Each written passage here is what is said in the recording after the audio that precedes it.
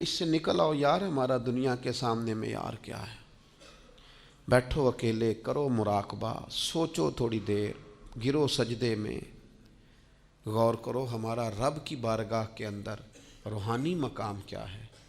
دعا میں لذت ہے، عبادت کا ذوق ہے، تلاوت قرآن کا شوق ہے، کوئی درود و سلام کا ذائقہ ہے۔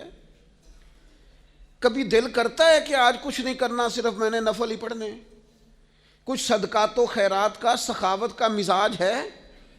اپنی زندگی میں اس چیز کو لاگو کریں۔ بہت سارے لوگ ایسے ہیں جو بظاہر اس طرح کا سٹیٹس نہیں رکھتے، اس طرح کی طبیعت نہیں رکھتے، اس طرح کا مزاج نہیں رکھتے، لوگ ان کو وہ مقام اور مرتبہ نہیں دیتے، لیکن عند اللہ ان کا بہت زیادہ مقام ہے۔ یہ میرے سامنے مشکوٰۃ شریف ہے، اور حدیث کے راوی حضرت ابو سعید خدری رضی اللہ تعالیٰ عنہ ہیں، اگرچہ یہ حدیث ابو داؤد شریف میں بھی موجود ہے۔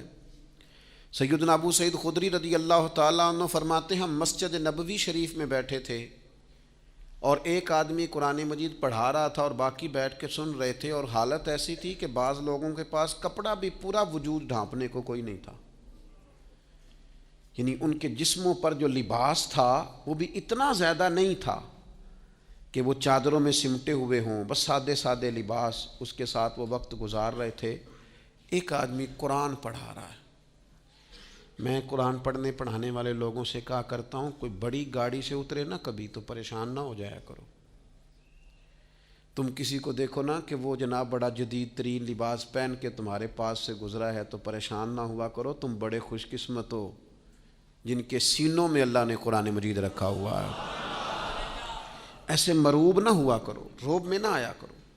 جناب ابو سعید خدری رضی اللہ تعالیٰ عنہ فرماتے ہیں کہ لباس بھی اس طرح میسر نہیں تھے ہمیں، پر ہم مسجد نبوی شریف میں بیٹھے تھے اور ایک صاحب قرآن مجید کی تلاوت کر رہے تھے، گویا پڑھا رہے تھے اور باقی سن رہے تھے، سیکھ رہے تھے۔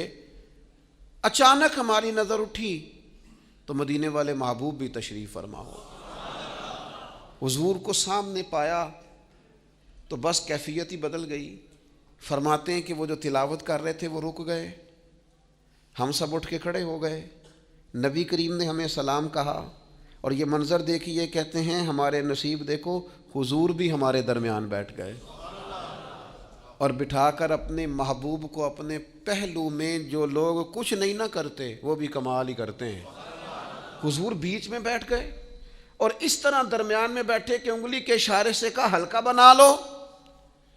کہتے ہم نے ہلکا بنا لیا، اور پھر حضور نے آتے ہی پوچھا کیا کر رہے تھے، حالانکہ دیکھ بھی لیا ہے، کیا کر رہے تھے؟ تو ہم نے عرض کی یا رسول اللہ صلی اللہ تعالیٰ علیہ وسلم، یہ ہمیں قرآن مجید پڑھا رہے تھے، سکھا رہے تھے، سنا رہے تھے، ہم سن رہے تھے۔ حضور نے یہاں لفظ جو ارشاد فرمائے، اگر سینے میں دل ہو تو روح وجد کرتی ہے۔ حضور فرمانے لگے، اللہ کا شکر ہے، رب نے میری امت میں ایسے لوگ پیدا کیے ہیں کہ مجھے حکم ہوتا ہے ان کے ساتھ جا کے بیٹھ جاؤ۔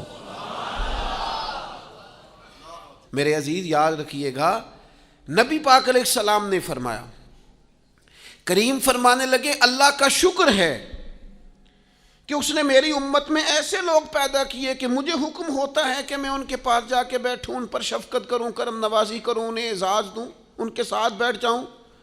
اور پھر حضور فرمانے لگے، اے گروہ مہاجرین اور انصار، اے فقیر لوگو، تمہیں خوشخبری ہو، اللہ قیامت کے دن تمہیں پورا نور عطا فرمائے گا، اور فرمایا تم امیر لوگوں سے آدھا دن پہلے جنت میں چلے جاؤ گے، اور فرمایا وہ آدھا دن 500 سال کا ہوگا، آدھا دن پہلے جنت۔ حالانکہ یہ لوگ وہ تھے جن کے وجود پر لباس پورا نہیں، لیکن جو عند اللہ مقام ہے، جو اللہ کی بارگاہ میں درجہ ہے، جو ان کے روحانی مقامات ہیں، جو اللہ کے حضور اور نبی پاک کی بارگاہ میں انہیں قرب خاص حاصل ہے، وہ اتنا اعلیٰ اور بلند ہے کہ نبی کریم ان کے درمیان آ کے بیٹھ جاتے ہیں۔